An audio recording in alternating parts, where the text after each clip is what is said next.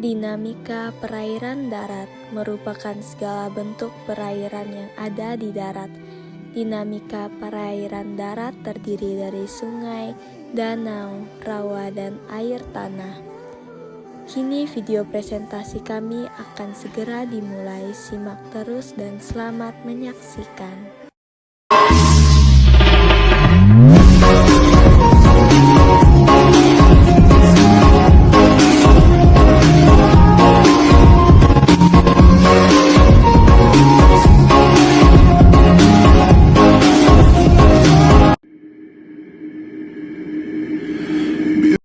Perairan darat adalah semua bentuk air yang terdapat di daratan.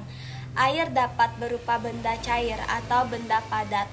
Sedangkan yang banyak dimanfaatkan oleh manusia berwujud cair, yaitu berupa air, baik air permukaan, air tanah, sungai, danau, dan sebagian air rawa. Perbandingan antara banyaknya air yang meresap dan mengalir di permukaan bergantung pada berbagai faktor, yaitu 1. Jumlah curah hujan yang jatuh. 2. Kekuatan jatuhnya butiran air hujan di permukaan bumi. 3. Lamanya curah hujan. 4. Penutupan vegetasi di permukaan bumi. 5. Derajat permeabilitas dan struktur bumi. 6. Kemiringan topografi. A. Perairan darat di permukaan terdiri dari 1. Sungai. Sungai adalah massa air tawar yang mengalir secara alami mulai dari sumber air sampai ke muara. Berdasarkan letaknya, sungai dapat dibagi menjadi 3 bagian, yaitu 1. Bagian hulu memiliki karakteristik arus sungai daerah arah erosi ke dasar sungai dan lembahnya curam. 2. Bagian tengah memiliki karakteristik arus sungai tidak begitu deras, erosi sungai mulai ke samping, dan aliran sungai mulai berkelok-kelok. 3. Bagian hilir memiliki karakteristik arus air sungai tenang, terjadi sebanyak sedimentasi dan erosi ke arah samping. Sungai juga dibedakan menjadi beberapa macam menurut kriteria tertentu, yaitu A. Berdasarkan asal atau sumber airnya, terdiri dari 1. Sungai yang bersumber dari mata air. Sungai ini terdapat di daerah yang mempunyai curah hujan sepanjang tahun dan alirannya tertutup vegetasi. 2. Sungai yang bersumber dari air hujan. 3. Sungai kelas. 3. Sungai plester, yaitu sungai yang bersumber air berasal dari pencairan es. 4. Sungai campuran. Sungai yang bersumber air berasal dari air hujan dan pencairan es. B. Menurut arah alirannya, terdiri dari 1. Sungai konsekuen, yaitu sungai yang alirannya searah dengan lereng. 2. Sungai insekuen, yaitu sungai yang arah alirannya tidak teratur. 3. Sungai subsekuen, yaitu anak sungai yang arah alirannya tegak lurus terhadap sungai konsekuen. 4. Sungai obsekuen, yaitu anak sungai dari sungai subsekuen yang arahnya berlawanan dengan induk sungai konsekuen. 5. Sungai resekuen, yaitu sungai subsekuen yang arahnya sejajar dengan induk sungai konsekuen. C. Berdasarkan debit dan volumenya, menurut keadaan airnya, sungai dibagi menjadi 4, yaitu 1. Sungai permanen. Sungai permanen adalah sungai yang debit airnya tetap sepanjang tahun. Contohnya yaitu Sungai Kapuas. 2. Sungai periodik atau sungai musiman. Sungai ini yang apabila musim penghujan atau jumlah airnya banyak, namun saat kemarau debit airnya berkurang. Contoh Sungai Progo. 3. Sungai episodik. Sungai episodik merupakan sungai yang apabila musim penghujan airnya banyak, namun apabila musim kemarau airnya kering. Contohnya yaitu Sungai Batanghari. 4. Sungai epimeral. Sungai ini merupakan sungai yang apabila musim penghujan ada airnya dalam jumlah yang sedikit. Pola aliran sungai. 1. Pola aliran dendritik. Daerah aliran sungainya luas, aliran sungainya konsekuen, dan anak-anak sungainya mirip cabang atau akar pohon. Terbentuk pada daerah dengan kemiringan struktur batuan yang hampir horizontal dan memiliki tingkat resistensi batuan yang seragam. 2. Pola aliran trelis. Pola trelis terbentuk di area bidang perlapisan yang tersingkap panjang dan sejajar. Pola ini menunjukkan desain geometris berbentuk persegi dari jaringan konsekuensi dan anak-anak sungai. 3. Pola aliran rektangular. Terbentuk akibat adanya patahan atau rekahan pada permukaan suatu area. Berbeda dengan trelis. Pola ini sangat dipengaruhi oleh keberadaan struktur batuan sehingga terkadang tidak ada jaringan antar sungai. 4. Pola aliran paralel. Pola ini terbentuk di daerah dengan batuan seragam dengan kemiringan yang sama. Umumnya terbentuk di wilayah pesisir yang sempit atau lereng perbukitan yang panjang. 5. Pola aliran radial. Sentripetal. Terbentuk pada sungai-sungai dari arah yang berbeda bertemu dalam suatu cekungan seperti laut, pedalaman, danau, atau cekungan struktural. 6. Pola aliran radial sentrifugal.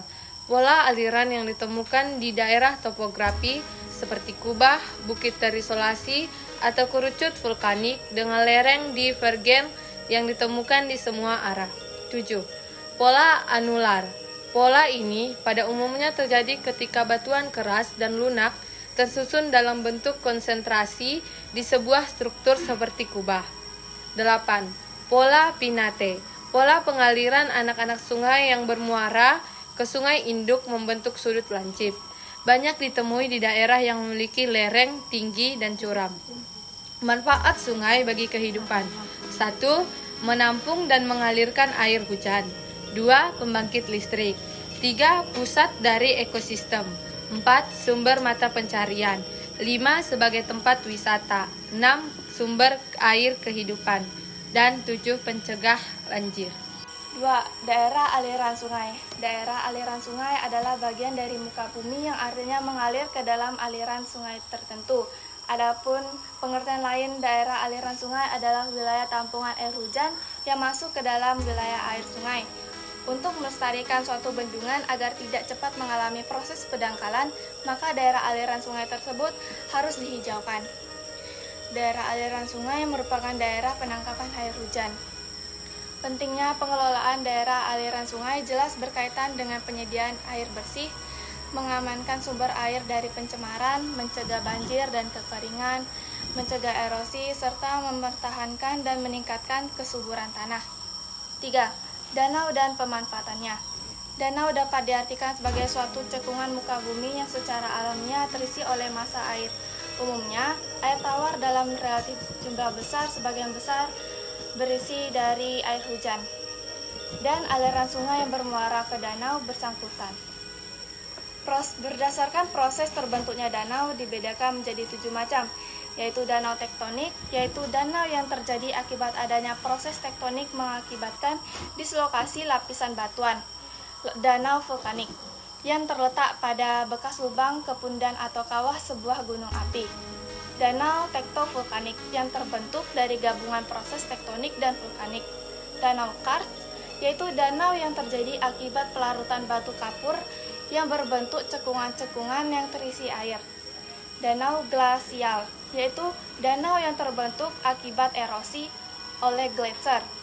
Surge, yaitu danau yang airnya berasal dari pencairan es.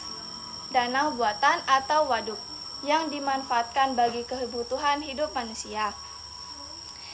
Pemanfaatan danau ada 5, yaitu tempat berlangsungnya siklus hidup flora dan fauna, sumber air bersih yang dimanfaatkan oleh masyarakat sebagai sumber listrik, sarana rekreasi keluarga, dan sebagai sarana edukasi. Keempat, rawa. Rawa adalah tanah basah yang selalu digenangi air secara alami karena sistem pelepasan air yang jelek atau letaknya lebih rendah dari daerah sekelilingnya. Karakteristik rawa antara lain. 1. Air rawa adalah airnya asam dan berwarna coklat, tampak kehitam-hitaman. 2. Air rawa di sekitar pantai sangat dipengaruhi oleh pasang surutnya air laut. 3. Pada saat air laut pasang, permukaan rawa banyak tergenang, dan saat air surut, daerah ini kering. 2. Klasifikasi rawa. 1. Berdasarkan tingkat genangan airnya. Rawa yang selalu tergenang adalah rawa yang tidak pernah kering sepanjang tahun. B. Rawa yang tidak selalu tergenang. Jenis rawa ini memperoleh pergantian air tawar yang berasal dari limpahan air sungai saat terjadi pasang naik air laut. 2. Berdasarkan kondisi air dan jenis tumbuhan yang hidup. SWAM menyatakan wilayah lahan. Mas rawa yang genangan airnya bersifat tidak permanen. BOK rawa yang tergenang air dangkal. 4. Rawa pasang surut. Rawa pasang surut merupakan rawa yang jumlah kandungan airnya selalu berubah-ubah. B. Persebaran rawa di Indonesia terdapat di 4 pulau besar di Indonesia, luar Jawa yaitu Sumatera, Kalimantan, dan Papua, serta sebagian kecil di Pulau Sulawesi. C. Manfaat rawa. 1. Persamaan pasang surut. 2. Menghasilkan kayu. 3. Menghasilkan nipah dan rumbia. 4. Wilayah permukaan. 5. Perikanan. Air tanah. Air tanah adalah air yang bergerak di dalam tanah yang terdapat di dalam ruang antara butir-butir tanah yang meresap ke dalam tanah dan bergabung membentuk lapisan tanah yang disebut akuifer. Faktor-faktor yang mempengaruhi aliran tanah antara lain tingkat porositas tanah, batuan, kemiringan lereng, dan tingkat kelembapan tanah. Klasifikasi air tanah. Yang pertama, berdasarkan letaknya antara lain adalah air tanah freatis dan air tanah artesis. Untuk berdasarkan asal airnya, air tanah meteorik adalah air tanah yang airnya berasal dari hujan dan gletser. Air tanah tubir, air tanah yang airnya berasal dari dalam perut bumi. Air tanah juvenile, mata air yang panas yang naik ke permukaan karena gas-gas magma yang dilepaskan. Air tanah fosil, air tanah yang terperangkap dalam rongga-rongga batuan dan tetap tinggal dalam batuan tersebut sejak penimbunan terjadi.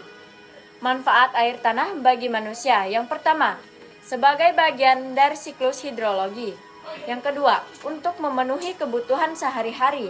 Yang ketiga, membantu proses produksi pada industri kecil atau industri rumah tangga.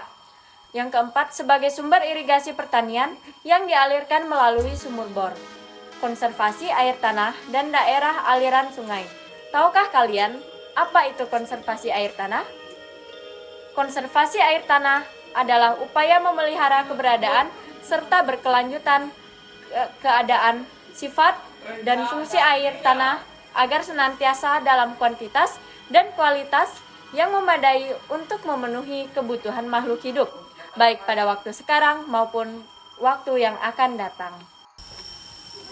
Konservasi air tanah antara lain mencakup kegiatan sebagai berikut. Yang pertama, perlindungan air tanah. Yang kedua, pelestarian air tanah. Dan yang ketiga, pengawetan air tanah. Konferensi Daerah Air dan Sungai. Konferensi DAS adalah upaya-upaya pelestarian lingkungan DAS dengan tetap memperhatikan manfaat yang bisa didapatkan. G. Lembaga yang menyediakan dan memanfaatkan data hidrologi di Indonesia. A. Pusat Penelitian dan Pengembangan Puslitbang. Balai Besar Wilayah Sungai Kementerian Pekerjaan Umum dan Perumahan Rakyat. C. Badan Informasi Geospasial BIG. Badan Nasional Penanggulangan Bencana BNPB. Badan Meteorologi, Klimatologi, dan Geofisika (BMKG). F. Pusat Hidrologi dan Oceanografi TNI Angkatan Laut. C. Rangkuman lembaga yang menyediakan dan memanfaatkan data hidrologi di Indonesia. Menggoreng ikan dicampur bakmi, digoreng terpisah jangan sekaligus. Cukup sekian presentasi dari kelompok kami.